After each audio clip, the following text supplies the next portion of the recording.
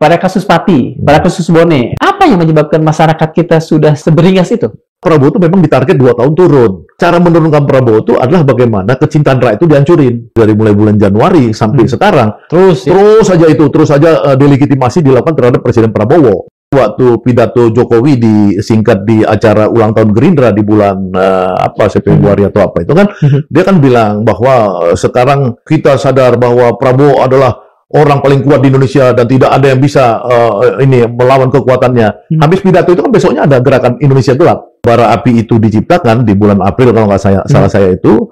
Ada Menteri Dalam Negeri memindahkan 4 pulau yang milik Aceh menjadi milik Sumatera Utara, itu juga ribut. Iya betul. Ada ribut lagi soal nikel di Raja Ampat. Betul. Ya, ribut lagi kan gitu. Jadi keributan-keributan itu selalu diciptakan agar Prabowo ini nggak bisa tenang. Prabowo ini kan terlalu keras. Ya, terlalu keras dalam anti korupsi. Koruptor-koruptor besar, pemilik-pemilik sawit itu udah 3,1 juta hektar itu kan semua kan kroni Jokowi, diambil semua harta-harta mereka yang ilegal itu yang selama Jokowi mau diputihkan, diambil dikasihkan kepada negara oleh Prabowo. Kelompok Jokowi oligarki ini pengen Prabowo supaya tidak dicintai rakyat, agar apa? Agar Gibran bisa masuk menjadi alternatif ke depan gitu. Tentara atau polisi kalau terjadi ributan rakyat terus, rakyat nanti kemudian dibunuh, itulah yang mau dituju oleh orang-orang yang anti Prabowo itu.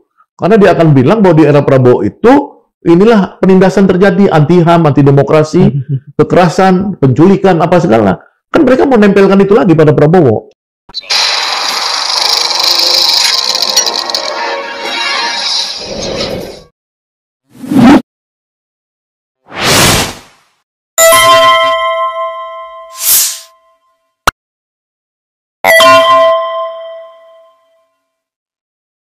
Bismillahirrahmanirrahim. Assalamualaikum warahmatullahi wabarakatuh. Demonstrasi warga yang antara lain sudah meletup di Pati dan di Bone tampaknya bukan hanya sebuah letupan lokal, tapi sudah bisa kita katakan sebagai representasi dari bara yang sudah menasional. Kesulitan hidup rakyat, sementara kemudian ada kenaikan, bahkan pada beberapa tempat masih rumor kenaikan pajak tanah, kesulitan yang mencekik, kini tampaknya sudah siap untuk menjadi bara yang menasional. Memang baru terjadi di 2 tempat yang dalam historiografi Indonesia adalah tempat para pejuang, para pahlawan.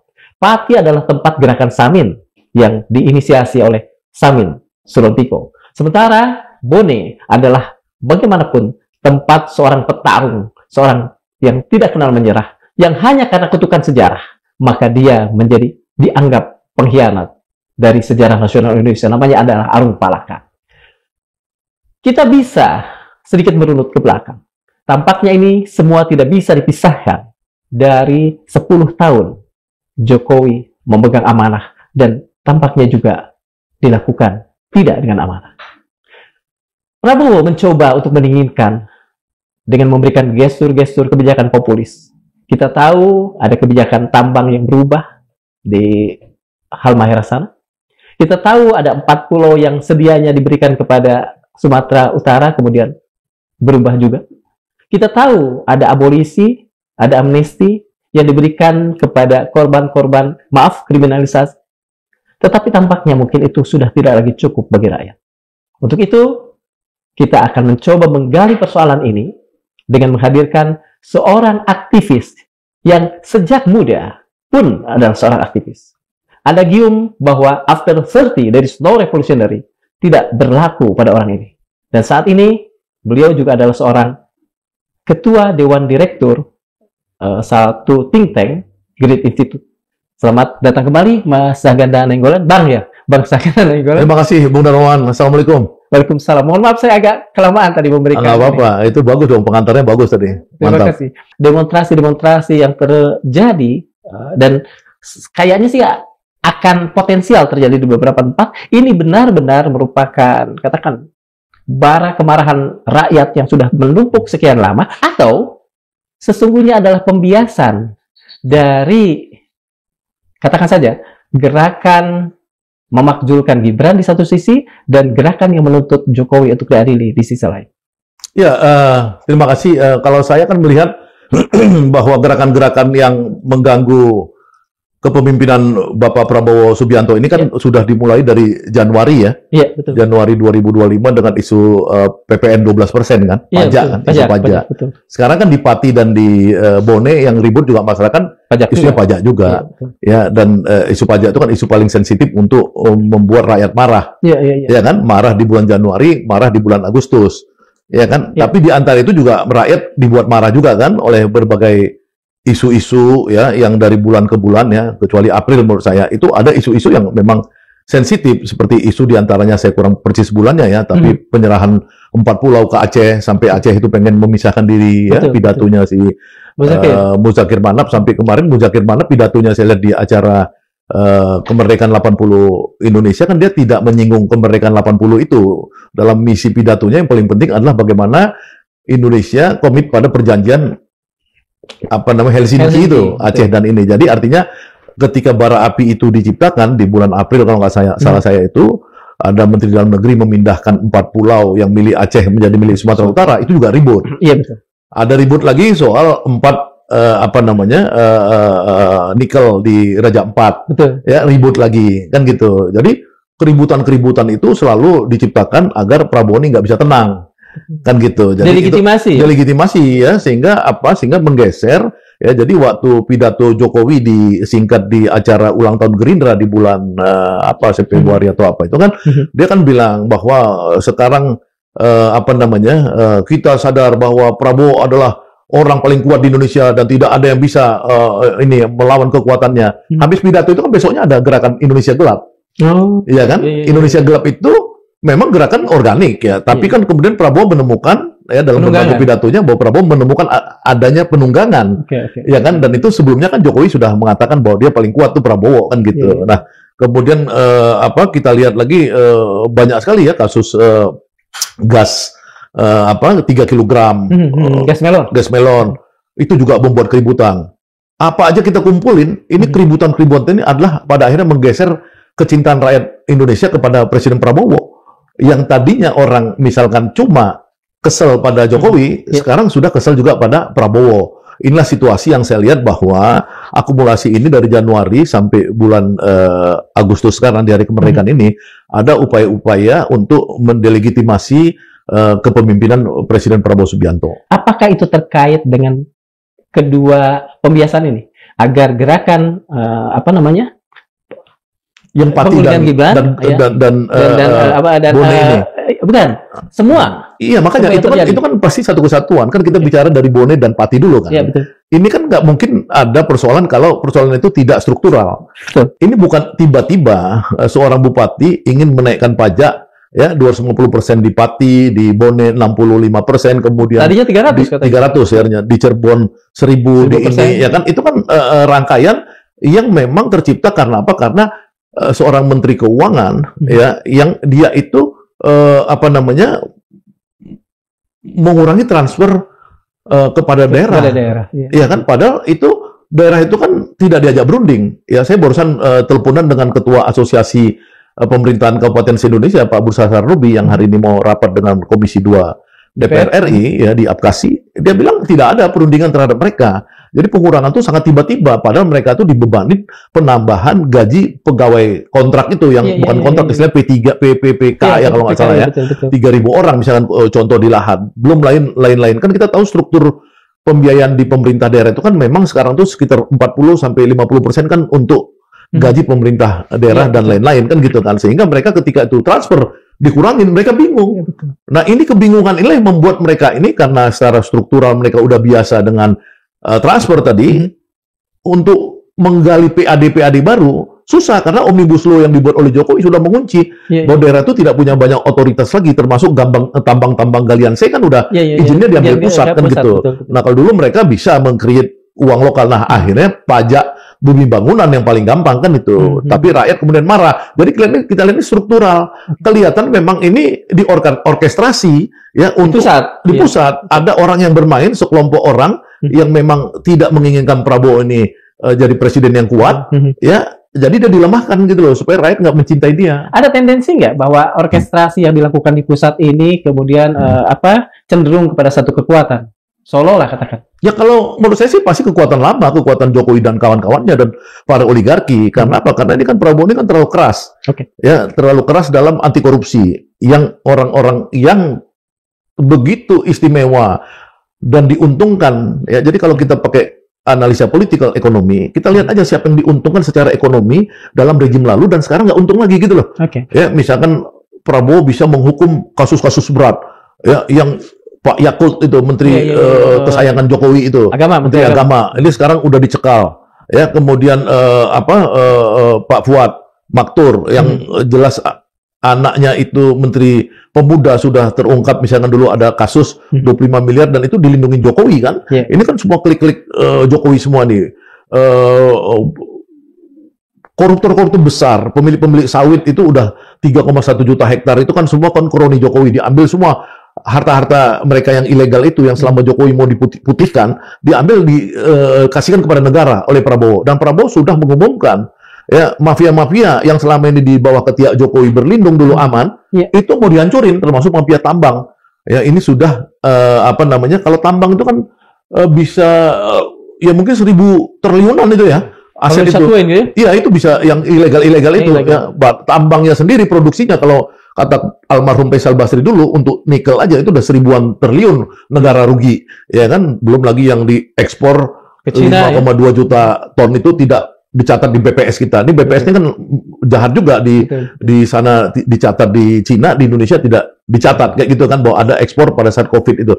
Jadi ini semua mau dihancurkan oleh Prabowo. Nah, Prabowo ini terlalu jahat. Buat mereka, buat orang jahat, Prabowo terlalu jahat. Buat kita orang baik, kita senang Prabowo melakukan itu kan gitu. Nah, inilah maka saya melihat ada kelompok Jokowi oligarki ini pengen Prabowo supaya tidak dicintai rakyat, agar apa? Agar Gibran bisa masuk menjadi alternatif ke depan gitu. Gangguan-gangguan saya katakan gangguan-gangguan kecil berupa pernyataan-pernyataan dari dalam pemerintahan sendiri. Apakah itu termasuk ke dalam orkestrasi untuk terus menggergaji Prabowo ini? Ya, kalau saya lihat kan itu semua kan orangnya Jokowi ya, yang dulu dilindungi Jokowi. Misalkan kepala komunikasi presiden. Ya, waktu Pak Bahlil itu melakukan Hasan Nasbi waktu itu dia melakukan perbuatan yang kacau lah terhadap distribusi gas LPG kan. Ya, dia tarik dari kios-kios masyarakat itu, nggak boleh lagi. Itu kan buat kerusuhan. Tapi kan Hasan Nasbi melakukan pembelaan bahwa istana, maksudnya presiden, sesuai dengan kebijakan Bahlil. Kan itu maksud daripada Hasan Nasbi. Nah, kemudian dia pada akhirnya ditindak oleh presiden, kan sempat diberhentikan kan gitu. Nah, karena presiden tidak mau tindakan Bahlil menghancurkan distribusi LPG murah untuk rakyat.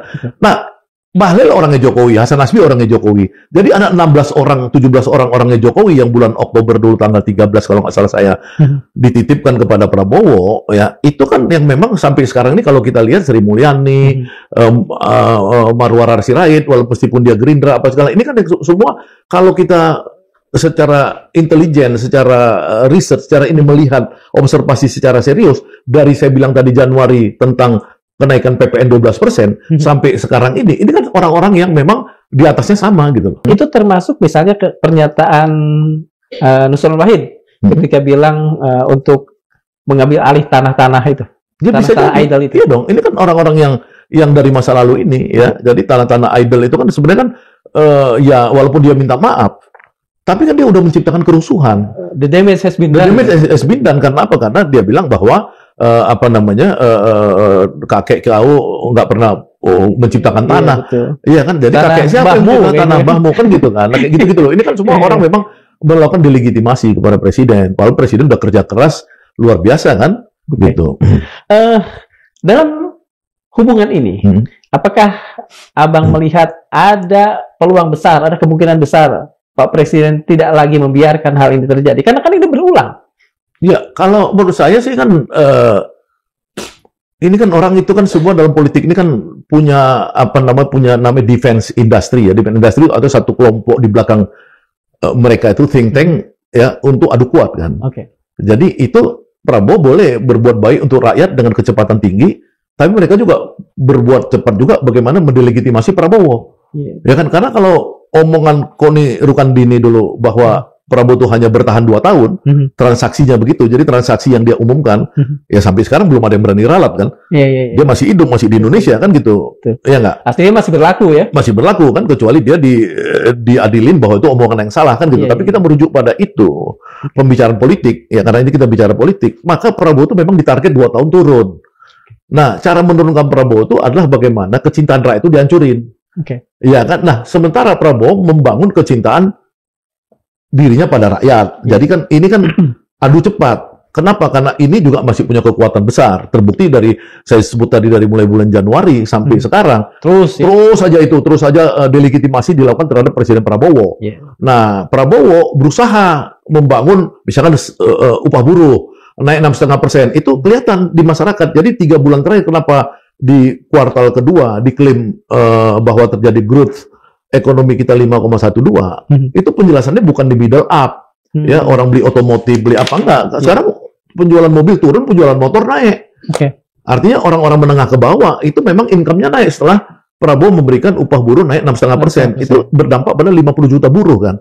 Ya kan. Nah kemudian Prabowo menaikkan nilai tukar petani dengan harga gabah yang tinggi, maka petani juga punya income yang tinggi dan belanjanya jadi tinggi. Jadi maka kita melihat bahwa pertumbuhan ekonomi yang terjadi 5,12% itu kan akibat Prabowo melakukan suatu langkah struktural di mana daya beli masyarakat, petani dan buruh naik kan gitu.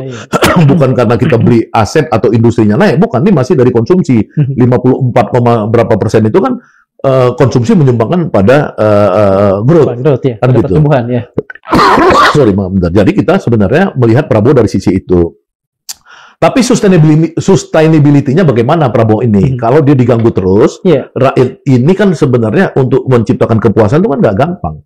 Karena menciptakan kerusuhan dan kepanikan dan kebencian kan lebih gampang. Lebih gampang, betul. Ya kan? Tapi yang dilakukan Prabowo ini, siapa yang melakukan apresiasi? Siapa yang melakukan amplifikasi? Kalau kita lihat dari medsos, ya baik di TikTok, baik di X, di apa segala, sekarang kan jumlah yang menyerang Prabowo makin banyak. Ya kan, yang omon-omon lah disebut, yang Indonesia gelap, Indonesia cemas, apa segala itu kan semua digoreng oleh masyarakat, kan gampang kan. Nah, Prabowo sendiri saya lihat tidak seperti Jokowi yang memelihara buzzer, memelihara influencer. Ya, jadi kalau kita lihat misalkan satu online, kita lihat komentarnya, itu komentar seragam itu kan kelihatan robot. Ya kan, robot-robot ini kebanyakan sekarang itu kan dipelihara untuk memusuhin Prabowo. Nah, Prabowo sendiri kan tidak seperti dulu menyewa artis, menyewa ini untuk mengglorifikasi keberhasilan dia menaikkan upah buruh, menaikkan nilai tukar petani, ya mulai masuk ke anti mafia pangan ini dan lain-lain gitu. Nah, ini yang terjadi. Jadi kalau misalkan Prabowo kurang gesit, kurang cepat, memang dia bisa kalah cepat dengan kelompok yang ingin menggantikan dia di setahun 2 tahun ini. Bang, ini ada hal yang menarik ya, angka pertumbuhan 5,12. Ada beberapa orang, beberapa kalangan yang melihat bahwa 5,12 ini semacam utak-atik agar angkanya jadi 8. 8 kan angka Prabowo. Apakah seperti itu? Lucu juga itu ya. Ya, saya nggak tahu. Jadi itu kan statistik itu kan probability ya. Betul. Kan itu ilmu yang eksak itu kan ilmu matematik ya.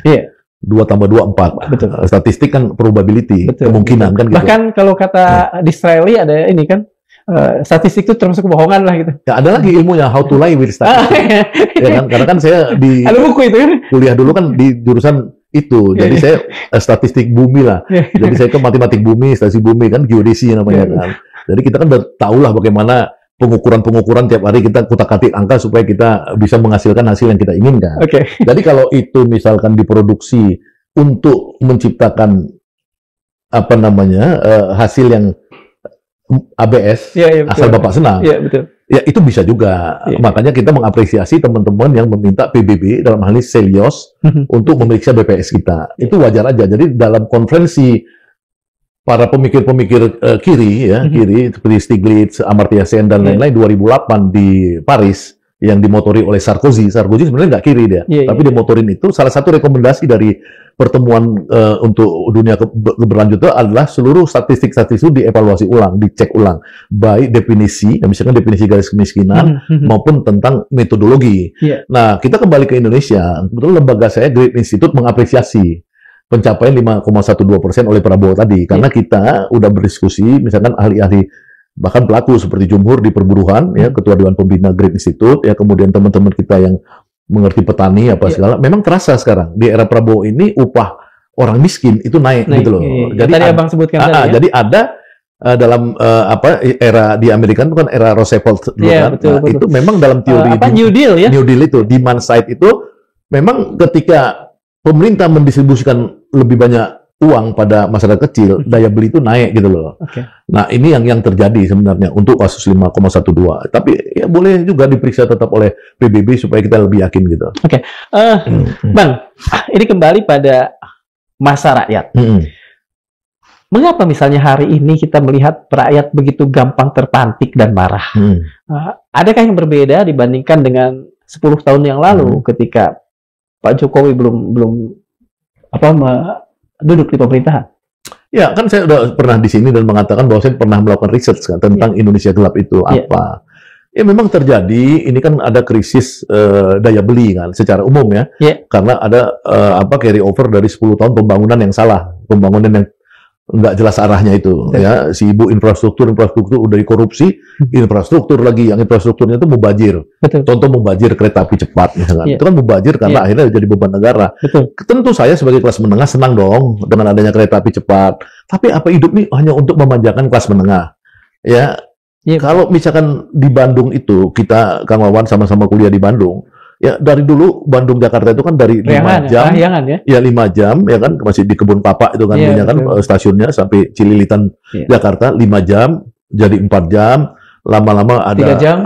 Ini kan jalan tol lalu atau alternatif 3 jam kereta api Parahyangan, terus ada jalan tol baru kalau mau cepat 1,5 jam pagi-pagi subuh ke Bandung, ya kan atau Bandung Jakarta. Artinya kan itu udah dimanjakan. Orang Jabodetabek Jawa Barat ini. Ya dibandingin di kampung saya di Sumatera misalkan, yang itu tidak dimanjakan. Nah harusnya pembangunan jangan itu melulu gitu loh. Bukan presiden dari presiden satu ke presiden lain ngurus Bandung Jakarta mulu. Mau Bandung Jakarta karena itu dalam teori sebenarnya itu tempat cuci uang. Ada teorinya itu, infrastruktur tempat pencucian uang, uang judi online, uang haram apa segala dicuci di infrastruktur. Itulah sebenarnya kalau orang nggak ngerti apa di balik ini, dan itu sudah ditentang oleh Bung Karno. Ya dari tahun 1930 waktu dia disidang di Landrat, ya kan waktu Bung Karno disidang dia bilang kau jangan pikir Belanda itu menguntungkan Indonesia ketika kamu bangun infrastruktur ke perkebunan itu ke desa-desa itu bukan untuk memajukan petani tapi kamu untuk menghisap kekayaan kami ke Belanda. Itu kan Bung Karno sudah nerangkan kalau orang baca buku Indonesia Menggugat kan gitu. Nah tapi kembali kepada kita tadi itu ya situasi kita ini memang berat. Jadi carry over dari yang dulu. Plus tambah COVID yang kita itu buang-buang duit dengan meningkatkan defisit di atas 3%, uang entah kemana-mana apa segala, ya kan akhirnya sampai sekarang nggak ada ininya lah. Efeknya itu sekarang belum ekonomi kita belum siuman gitu loh. Jadi kita memang berat. Jadi orang cepat marah karena berat situasinya gitu loh. Apalagi hari ini di ibu-ibu beredar beras sudah di Jakarta sudah mulai kosong di Indomaret, Alfamaret. Ini di WA Group di WA Group karena sebelumnya itu diumumkan, kalau ini yang resmi diumumkan seminggu lalu oleh Food Station Jakarta bahwa Jakarta akan kelangkaan beras apabila Bulog tidak melakukan pasokan dari stok Bulog itu. Bahaya gitu. Dengan kata lain, Abang sebetulnya mengatakan bahwa benih-benih persoalan itu datang dari kepemimpinan 10 tahun yang lalu itu? Ya pastinya, karena di Indonesia Gelap itu 3 hal yang terungkap ketika saya melakukan research.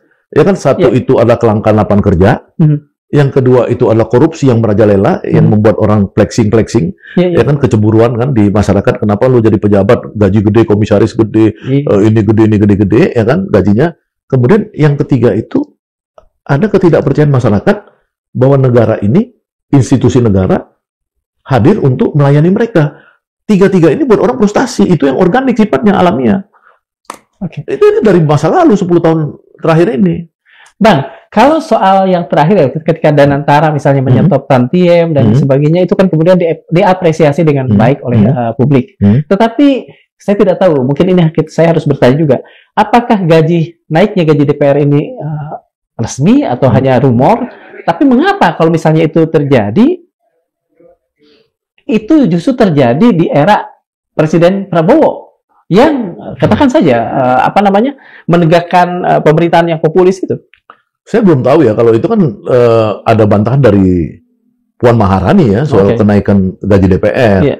Tapi kalau yang Pak Presiden melakukan koreksi terhadap tantiem bonus itu ya, dan semua kemewahan yang dilakukan oleh BUMN, dan BUMN melakukan manipulasi, ya ingat loh, manipulasi BUMN ini bukan hanya proyek fiktif. Proyek fiktif BUMN ini kan di mana-mana, Waskita, Telkom, apa segala gitu ya. Manipulasi keuangan juga ya? Manipulasi keuangan juga yang kemudian membuat mereka manipulasi laporan. Ya betul. Laporan. Jadi laporan itu sebenarnya bukan dia untung karena operating income, ya, tapi karena jual aset atau memindahkan kewajiban, misalkan kewajiban ke bank di next year, gitu loh, sehingga dia flexing juga, dia rapiin di mock up, sehingga seolah-olah sekarang untung gede dia ambil tantim dari situ. Nah ini diomongin Presiden kemarin, jangan kau direksi-direksi BUMN, ya komisaris membuat laporan-laporan yang seolah-olah untung. Kan dia udah ngerti Prabowo. Jadi langkah Prabowo ini sebenarnya perlu kita apresiasi. Persoalannya ini ada gerakan yang memang anti Prabowo sekarang yang begitu begitu gesit saat ini. Gesit dan masif ya? Gesit dan masif ya. Gesit dan masif.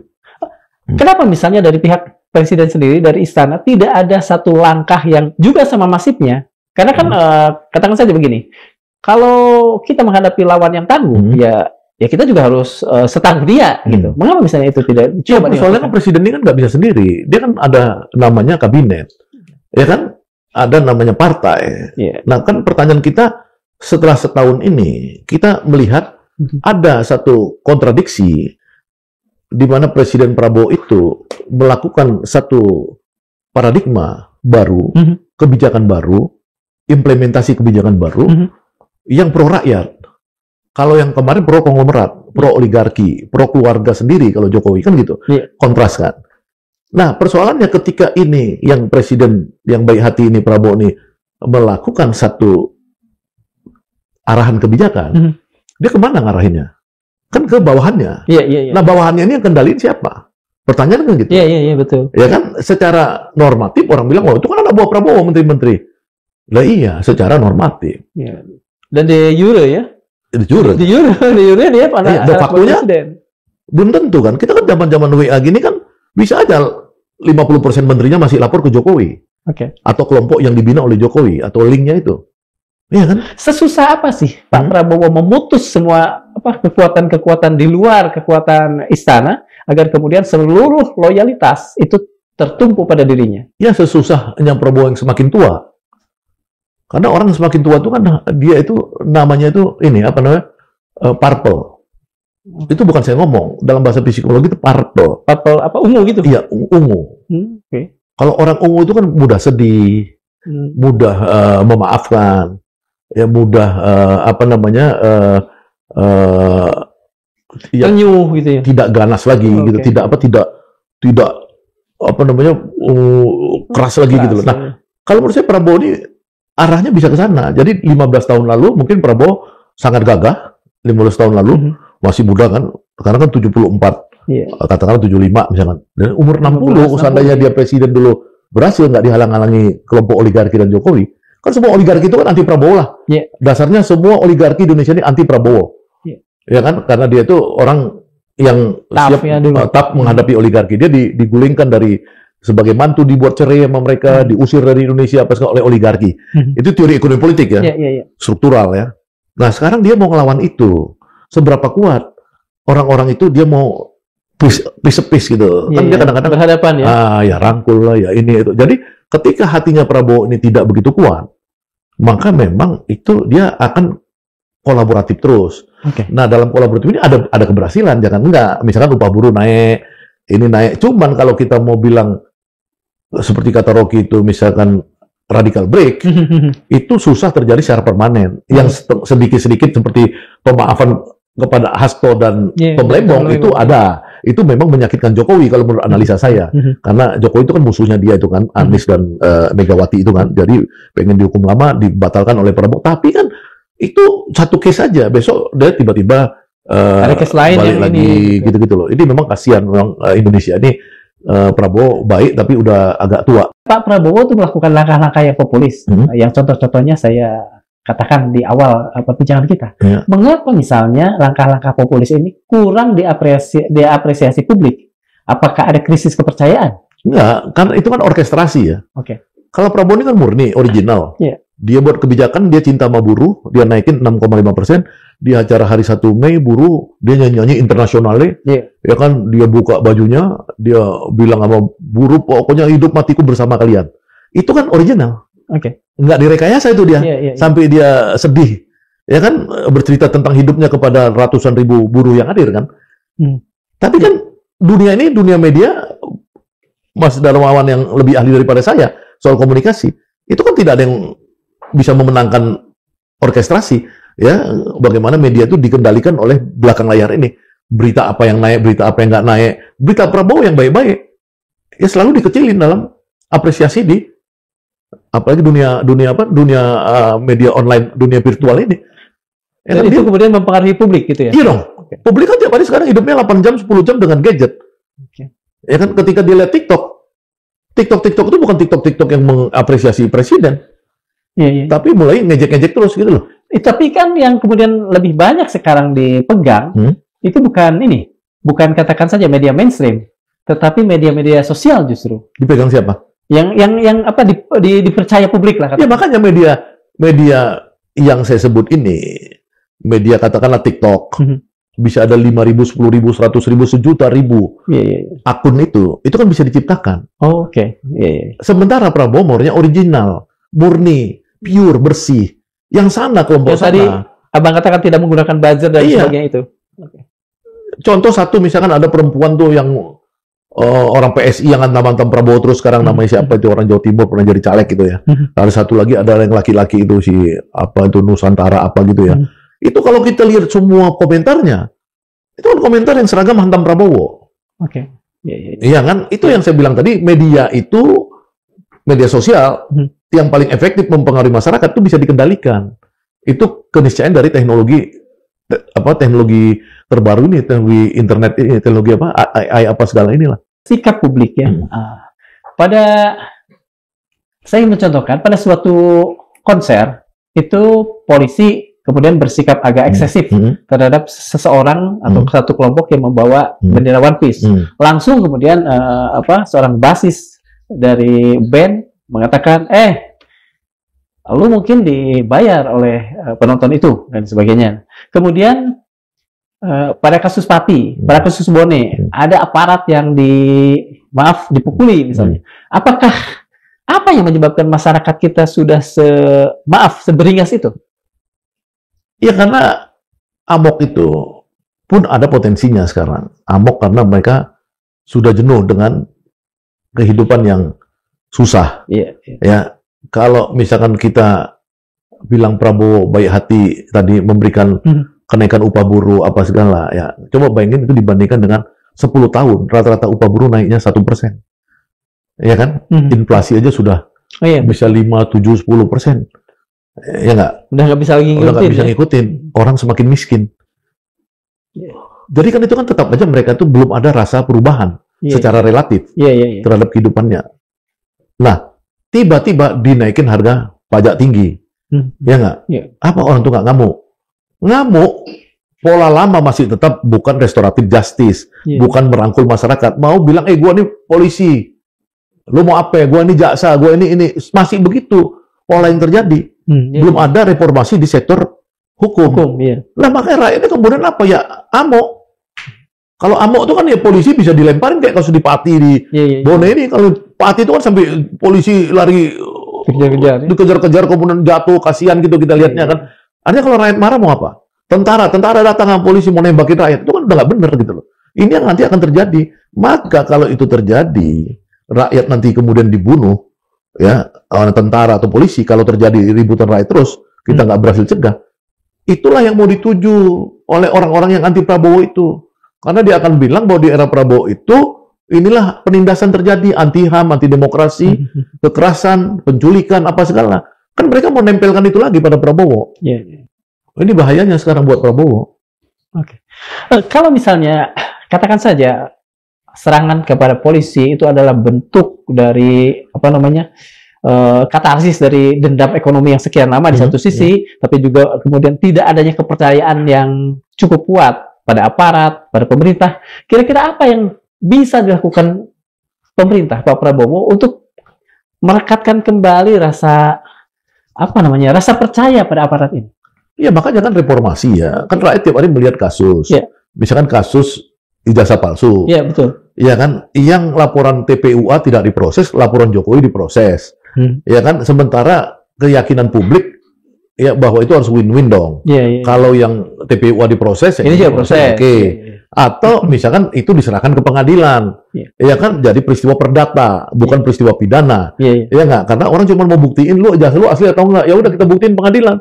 Ya kan, jangan kemudian orangnya mau dipidanakan, isunya orang-orangnya mau dipidanakan. Itu kan semua orang lihat, oh ini nggak berubah polisi ini. Dari polisi yang 10 tahun di zaman Jokowi, ya menangkap saya aja dulu kan, sampai 10 mobil datang jam 3 malam, nangkap saya, memenjarakan saya. Hanya gara-gara saya mengkritik kebijakan Jokowi tentang Omnibus Law, ketenaga kerjaan. Gila kan itu polisi zaman dulu.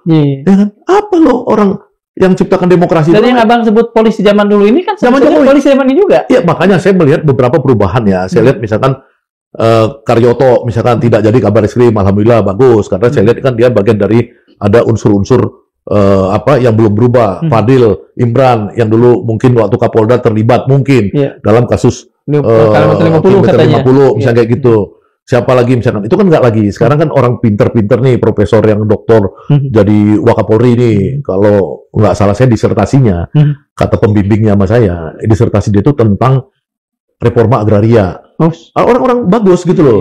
Ya sekarang misalkan si Asep nih yang jadi Kapolda Jakarta ini, ya kan? Ini kan orang Sunda itu pasti ya. Asep, kalau Asep mau kudu Sunda Asep ya kan. Nah Asep ini dulu pernah di Interpol dengan teman saya Napoleon Bonaparte. Dia cerita sama saya Napoleon Bonaparte itu orang baik kan, Asep. Berarti Kapolda ini mudah-mudahan akan melakukan perubahan. Ya kan? Siapa lagi Kabareskrim mungkin. Jadi mudah-mudahan walaupun Kapolri-nya belum ganti, tapi ada arahan ke depan di atas masih ya. Polisi ini akan baik. Nah tapi kita minta tuntut kepada Kapolri, cepat dong. Kalau nggak lu sama rakyat ini berhadapan. Cepat. Jangan tiba-tiba. Cepat berubah maksudnya? Iya, cepat berubah. Jangan dulu stigma. Kalau ada Omnibus Law, anarko. Ada ini gerakan ini. Nggak, lu berubah sekarang. Sama intelijen BIN. Mudah-mudahan mereka kerjasama sama BIN. Ya, itu dilihat bener. Jangan One Piece. Ini apa semua jadi musuh. Kalau dia nggak harus musuh, ya didekatin aja. Ya kan, itu kan ada penggalangan. Bang, soal perubahan ini, mengapa misalnya Kapolri, abang kan meminta Kapolri berubah dong, zaman udah berubah, ya. Tapi Kapolri tidak berubah sikapnya. Hanya kenapa pula Kapolri yang kata abang tadi sikapnya tidak berubah ini susah diubah, susah diganti? Ya bukan, kalau itu kan kepolisian saya keseluruhan tadi ya, bahwa ada perubahan orang-orang yang baik-baik udah mulai masuk ke permukaan nih kan, yang saya sebut tadi Kapolda, Kabareskrim, Wakapolri.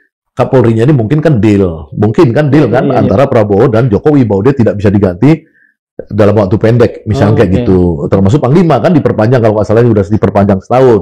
Ya kan, ini kan orang-orang yang dia mungkin ada deal politik nih antara Prabowo dan Jokowi kan kita nggak tahu ya, walau alam ya. Tapi kalau seandainya perubahannya tidak pun pergantian Panglima dan Kapolri misalkan, tapi minimal itu polisinya, jajarannya yang di elitnya itu udah dilakukan perubahan.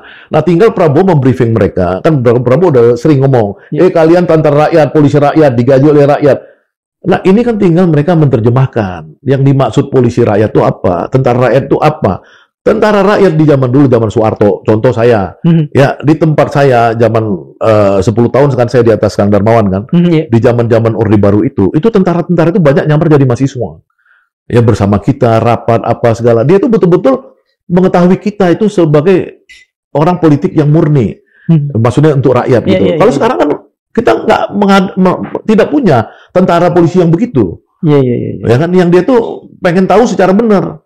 Oh ini benar nggak sih mereka murni ini Indonesia gelap, Indonesia cemas? Nggak ada mereka itu, nggak ada. Oh, sujon semuanya. Ya akhirnya sujon kan, sujon baru orang ngibarin bendera itu One Piece udah langsung pengkhianat. Ini, ya lihat dulu dong. Kalau One Piece itu orang tuh apa di kepala dia?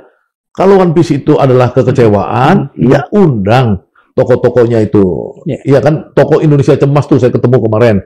Ketua BEM IPB, saya ketemu ngobrol sama dia. Ya kan, nggak ada orang yang baik aja kok. Diundang aja. Tapi dulu jangan kayak zaman Jokowi, mahasiswa kasih duit. Janganlah, itu udah selesai. Jangan lagi suka ya. Ini saya minta kepada Kepala BIN ya, Pak Herindra itu untuk nyelidikin siapa lagi polisi-polisi itu yang mendekati mahasiswa dengan cara itu. Dengan cara lama ngasih uang itu, jangan. Dia mesti harus perangkulan aja. Mahasiswanya diwongke. Dia bukan gara-gara uang, tapi memang dia punya kesadaran untuk sama-sama bela negara gitu loh. Di Bone ini ada pernyataan terakhir dari kepolisian menyatakan anarko terlibat. Abang bagaimana melihat pernyataan polisi yang seolah-olah menggampangkan ini anarko terlibat dalam peristiwa Bone semalam? Iya, makanya itu kan kita mau tanya. Itu statement polisi seperti itu. Itu dia tahu nggak dampaknya apa? Iya kan? Ya. Kan waktu Omnibus Law kan sama. Mereka bilang yang bakar-bakar Tamrin, pos-pos di Tamrin itu, pos polisi atau pos apa itu, anarko kan. Coba lihat Google lagi itu. Iya. Ya kan? Jadi semua kejadian-kejadian yang seolah-olah paling gampang nuduhnya itu ya anarko. Dan anarko ini siapa nggak jelas gitu loh. Orang-orang baju hitam apa segala nggak jelas. Jadi kita nggak boleh lagi gitu. Makanya saya bilang, mumpung polisi ini Kabareskrim udah berubah, Wakapolri berubah, ini berubah. Tolong itu, Anda itu sekarang di era Prabowo, bukan lagi di era Jokowi. Di era Prabowo ini, bila perlu Kapolri jajarannya itu berapa? 10 orang. Ada presiden, Pak, minta arahan, Pak. Kami mau ngapain ke depan? Gitu loh Kapolrinya. Ya, begitu juga BIN, Pak Herindra, sama teman-teman. Jadi betul-betul mintaan presiden apa? Bapak lihat ini, betul nggak Pak? Analisa kami begini Pak, ada peristiwa struktural. Kita harus tunda dulu Pak, urusan PBB. Kita cari kas negara, uang APBN yang silpa atau apa ini kita distribusikan dulu. Ya, untuk gaji-gaji di daerah jangan kurang, PBB ditunda dulu untuk sementara. Misalnya kayak gitu kan harus ada kebijakan. Jangan, ini kasus, mainnya di kasus. Kalau main di kasus itu kan nggak nyelesain masalah. Mainnya mesti di hulunya. Iya. Gitu. Seberapa tanggap Pak Prabowo, pemerintahan Prabowo ya, untuk menghandle persoalan-persoalan ketidakpercayaan masyarakat, demonstrasi-demonstrasi akibat keresahan yang ada terutama ekonomi? Iya, makanya ini kan soal antara kejar-kejaran kayak air bah kan. Kasus korupsi aja Prabowo udah kelelahan kan. Menyita harta-harta ilegal sawit, kelelahan kan kasihan juga. Nah, yang susah ini kan sebenarnya itu kan kalau di Amerika itu ada namanya West Wing. Iya kan? Iya, betul. West Wing-nya ini nggak ada. Satu tim ya, bukan orang. Iya, West Wing yang itu orang-orang kalau di Amerika kalau kita nonton film ya, orang-orang West Wing itu kan bekas orang World Bank, bekas orang menteri zaman dulu. Itu jadi mereka pemikir besar yang itu kemudian memberikan masukan kepada presiden genuine hebat apa gitu. Itu baru presiden lihat. Kalau sekarang kan kita nggak lihat. Yang dilihat orang kan cuma Dasko. Siapa lagi selain Dasko? BIN misalkan. BIN-nya kan kita belum tahu apakah Pak Herindra ini memang punya orang-orang yang cukup hebat yang menganalisa situasi ini. Ya, polisi misalkan. Siapa polisi kalau dari aktivis cuma si Iqbal sama si itu aja kan, siapa si Andi Noawe yang nempel-nempel Kapolri. Apa mereka punya kapasitas nggak untuk menganalisa situasi nasional seperti sekarang? Begitu banyak orang-orang pinter dan cerdas dan hebat di luar sistem ini, yang itu sebenarnya bisa dimasukkan dalam West Wing itu. Ya, supaya apa? Supaya dia tidak dapat advis-advis yang salah ya? Salah dan nggak bermutu. ABS. Bang, begini. Pak Prabowo kan kita ketahui bukan orang yang yang canggung, bukan orang yang tidak connect dengan apa yang terjadi di Amerika. Kalau tadi dikatakan ada di sana ada West Wing dan sebagainya gitu. Mengapa misalnya Pak Prabowo tidak dengan sadar membentuk itu, atau paling tidak menjadikan yang di istana itu KSP atau apapun menjadi contoh yang baik lah, yang bisa mensuplai dia, bisa menjadi memfeeding dia. Ya, saya udah mulai ya. Saya waktu presiden teleponan sama saya, waktu pakai teleponnya Pak Dasko itu, ya saya laporkan, Pak, saya buat Great Institute, sebuah think tank untuk memberikan masukan-masukan kepada Bapak ya. Kalau bisa langsung syukur, nggak langsung saya ungkapkan di masyarakat. Misalnya contoh ketika saya kemarin mengapresiasi pertumbuhan 5,12%. Kan itu berbeda dengan 6 lembaga yang sangat sentral kan, termasuk LPM UI apa segala yang dirilis oleh Reuters. Ada 6 lembaga, Celios apa segala. Nah, saya melakukan riset sama teman-teman saya, ternyata itu punya kemungkinan benar. Ingat statistik probability ya. Jadi probability 5,12% itu mungkin. Bisa. Nah, saya Jumhur dan teman-teman menganalisis berjam-jam ya, satu malaman itu, dari mana kemungkinan itu? Kita lihat angka kenaikan upah buruh itu.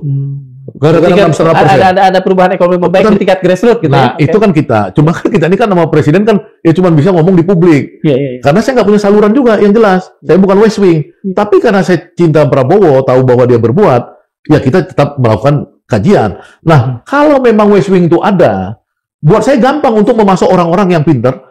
Ya, ada teman saya gurunya langsung Paul Romer.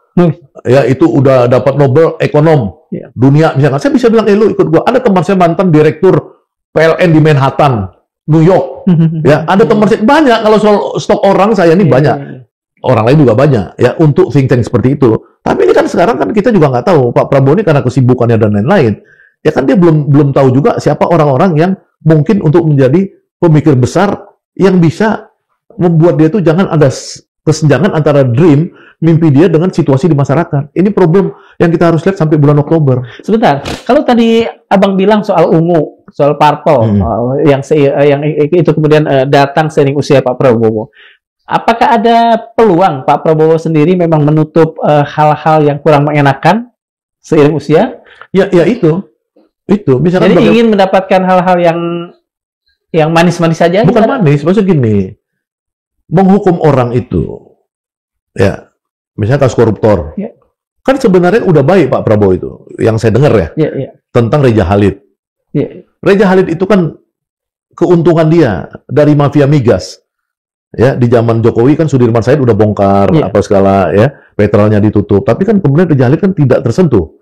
Di zaman Jokowi juga undangan VVIP waktu kawin anaknya Jokowi kan, si Reja Khalid ini kan. Oh, masih tetap ya? Iya dong. Kan di zaman Prabowo baru dia bisa dikasih tersangka. Iya nggak? Iya.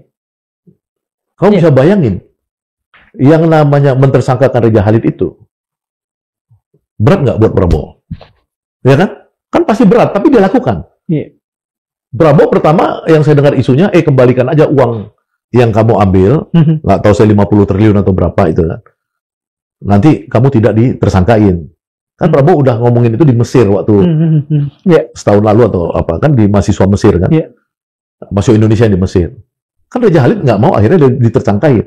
Mentersangkakan itu kan berat sebenarnya, tapi dia masih berani. Tapi berapa banyak yang harus ditersangkakan? Orang-orang yang dia kenal, bukan karena kepentingan dia, tapi karena hukum harus dijalankan. Karena presiden harus menjalankan hukum itu, padahal pada temannya sendiri, ya nggak? Dia udah melakukan yang baik. Cuman tadi kan kalau makin tua, pertanyaan seberapa hati dia seberapa kuat untuk misalkan 50 orang tersangka. Mengapa misalnya tidak begini? Pak Prabowo menegaskan satu sistem, tidak kemudian setiap katakan saja ya orang-orang bermasalah kelas kakap itu harus ada advice dia untuk go or no go, kan kesannya begitu kalau sekarang. Ya bukan, kan itu kan presiden kan pemilik kekuasaan tertinggi untuk mengatakan, kamu kembalikan aja duit. Ini negara butuh uang. Kan itu boleh dong, ya kan? Betul. Apapun namanya, Megawati juga mengeluarkan release and discharge. Iya, betul. Yang membuat semua koruptor-koruptor Samsul Nur Salim apa itu kan terampuni. Itu kan prerogatif presiden lah, udahlah. Mau salah, mau yang penting kan dia tidak masuk ke kantongnya.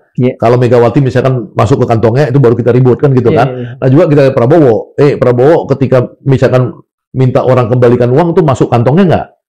Saham dia masuk nggak ke perusahaan mereka? Kan kalau nggak kan bagus aja. Nah, pertanyaan Bung Darmawan tadi, itu memang udah sistemnya, nggak ada masalah. Persoalannya kan kalau saya, misalkan Prabowo, saya lihat Reja Khalid jadi tersangka, misalkan, ya kan, ini teman saya nih. Parpolnya datang. Kan ada ininya dong, ada perasaan. Ya kan, karena kan pasti ada family ke family yang nyambung kan. Betul nggak? Misalkan keluarganya Prabowo, pasti ada yang kawin dengan keluarganya Reja Khalid. Saya tahu, tapi saya nggak mau sebut siapa namanya, kan gitu. Misalnya kayak gitu. Nah, itu gimana? Kan perasaan. Tapi super Prabowo udah bagus, cuman seberapa kuat dia ke depan, ya pada prinsip dia ini untuk keras, tegas, membela rakyat ini, seberapa kuat dia bertahan dengan ketuaannya dia ini gitu. Justru saya itu yang akan saya tanyakan. Dengan misalnya kecenderungan Pak Prabowo makin tua, sifat-sifat parpolnya makin datang, apakah misalnya ketegasan di masa lalu akan datang demi Indonesia? Ya, saya udah diskusi sama Hariman Siregar soal bagaimana orang tua itu struktur otaknya yang makin mengecil, mengkerut. Ya, Hariman Siregar dan Prabowo seumur kan. Dia ceritakan keberanian gue kurang nih. Kalau karena apa? Karena secara kedokteran otak gue makin kecil. Kan kira-kira gitu. Itu kedokteran. Tapi kan ada juga tokoh-tokoh besar dunia yang makin tua makin ini kan, misalkan Mao Zedong, kemudian si Khomeini apa segala kan bisa gitu. Deng Xiaoping. Nah, kita tanya ke psikolog, aku belum ketemu. Aku harus nanya nih kepada para psikolog di sini kan ada juga si Indra Reza Indragiri. Tanya itu, apakah memang ada psikologi orang benua ya tingkat kepuasannya itu maksudnya dia cepat puas gitu loh. Ya kan Prabowo kan sering bilang, saya sudah puas dengan menteri-menteri saya. Menteri-menteri saya bekerja keras. Sementara publik kan tidak. Tidak kan gitu. Apakah itu karena menjadi orang tua? Itu tanya aja mau si Indra Reza Indragiri. Kalau saya masih belum sampai ke sana itu. Kalau misalnya Abang punya kesempatan untuk bertemu dengan Pak Prabowo, apa 3 hal mendesak yang akan Abang usulkan untuk segera dilakukan oleh Pak Prabowo? Ya, pertama Menteri Keuangan harus diganti. Ya, karena Menteri Keuangan inilah yang sumber penyakit ya apabila dia itu tidak bisa kompatibel dengan presiden secara kejiwaan dan mazhab. Ya kan, kalau dia kan mazhab ekonominya beda, kejiwaannya juga lebih cocok pada Jokowi. Ibu kita Sri Mulyani ini bukan soal korupsi, saya korupsi nggak ngerti lah. Itu harus diganti cepat. Supaya apa? Supaya dia bisa melihat. Nggak ada chemistry lah di antara mereka. Iya, karena kalau saya jadi Sri Mulyani, saya mazhabnya sama dan punya pengetahuan yang sama, maka tidak akan terjadi kasus Bone dan Pati yang kita bicarakan ini. Ya kan, karena saya sudah mengantisipasi. Ya kan, bahwa kalau saya melakukan pengetatan anggaran di pusat, transfer daerah dikurangin, maka akibatnya itulah rakyat marah di daerah-daerah. Pemberontakan daerah ini. Itu misalkan itu harus diganti cepat nih, Menteri Keuangan. Ya kan? Dan saya lihat juga Menteri Keuangan ini kan sudah jenuh karena dia udah terlalu capek jadi Menteri. Prabowo aja Presiden 1 tahun udah capek. Ini 15-20 tahun jadi Menteri. Masa nggak ada pembaruan lah di sektor. Ini udah enough is enough lah ya. Udah enough is enough. Menteri Keuangan harus diganti itu satu. Ya kan? Yang kedua dibuat tadi West Wing tadi sekaligus jubir. Jubirnya presiden nih harus yang mengerti masyarakat. Iya kan, supaya dia bisa mengamplifikasi yang benar. Jangan sampai misalkan ada 5 tokoh di sebelah Prabowo mengomentarin One Piece, 5-5-nya beda. Iya dong. Ya kan? Kan kasus di One Piece misalkan si Menteri Polkam beda sama Dasko, beda sama siapa gitu kan, beda nih semua. Ya kan? Ini kan artinya harus ada. Artinya tidak ada koordinasi yang bagus. Tidak ada koordinasi di dalam komunikasi politik. Nah, kalau setahun Prabowo pada bulan Oktober pun tidak ada ya dapur yang mengelola komunikasi presiden itu, maka bisa dipastikan huru-hara ini akan terus berlangsung karena orang melihat antara presiden dan ininya tidak klop, ya kan? Betul. Nah, yang ketiga ini presiden nih harus lebih banyak ketemu dengan tokoh-tokoh masyarakat secara langsung, bukan di istana, bukan di formal. Ya, tokoh-tokoh masyarakat kayak Gus Dur lah dulu, karena dia ini kan sama seperti Gus Dur. Artinya dia muncul jadi presiden. Itu zaman Soeharto dulu ada Komen Capir misalkan. Nah, presiden itu ya harus ketemu tokoh-tokoh besar, ulama-ulama di pesantren tokoh-tokoh Muhammadiyah, tokoh-tokoh Persis apa segala itu secara rutin lah menggali nuansa kebatinan masyarakat. Tokoh buruh udah ke Jumhur kemarin, tokoh tani ingat loh, hari tani itu tanggal 24 September. Bagaimana supaya dia bisa ketemu tokoh-tokoh tani. Ya, kemudian tokoh pendidikan, jangan sampai guru dihina, dibilang beban negara apa segala. Dia please presiden ya kan, itu kamu harus menyambungkan silaturahmi langsung, tidak melalui orang lain kepada tokoh-tokoh ini, karena orang mengidentifikasikan Prabowo ini bukan presiden biasa, presiden rakyat.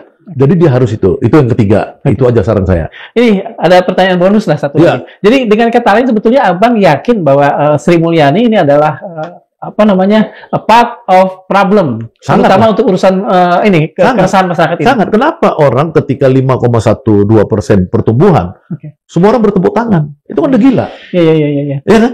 Iya. Harusnya kan orang bertepuk tangan kalau sudah 6,5 sampai 7. Atau 8 seperti Prabowo kan pengennya 8. Iya. Jadi jangan di 5 terus. Kalau di 5 orang tepuk tangan, berarti kita udah diracunin. Kepala kita bahwa 5 itu tinggi. Prabowo menganggap berhasil. Nggak bisa, Prabowo harus lebih tinggi daripada rata-rata pencapaian SBY.